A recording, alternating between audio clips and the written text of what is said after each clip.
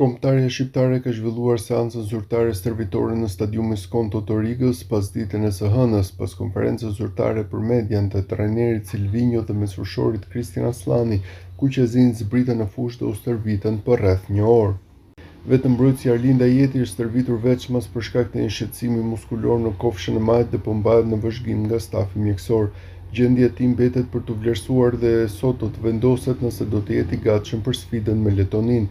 Pjesa tjetër e grupit është stërvitur normalisht me lojtarët që punuan në pjesën më të madhe me ushtrime me topin dhe pjesën taktike. Kombëtarja do të luajë në mbrëmjen e orën 20:45 me orën lokale të Shqipërisë ndaj Letonisë, sfidën e 4 të kualifikuesave të Botrorit 2026. Formacioni.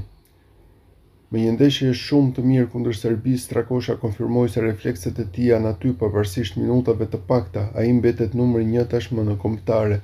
Duke parë mungesën e Gjemshitit dhe ngarkesën e Ajetit, logjika të çon që Kumbulla dhe Ismaili të jenë ndyshja e qendrës së mbrojtjes. Kanë luajtur bashkë në Ligën e Kombeve. Majtas, Mario Mitaj pritet tani sërish nga fillimi, ndërsa në krahun e djathtë mund të jetë radha e Balliut.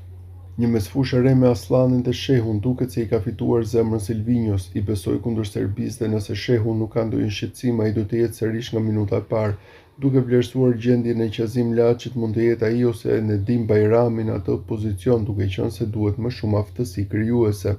Në krahun e djathtë mendohet Broja dhe përpara Manaj ose Daku, në anën tjetër Hoxha ose Muçi, edhe pse ky i fundit nuk është preferuar nga Silvinjo për asnjë minutë në dy ndeshjet e fundit të kombëtares.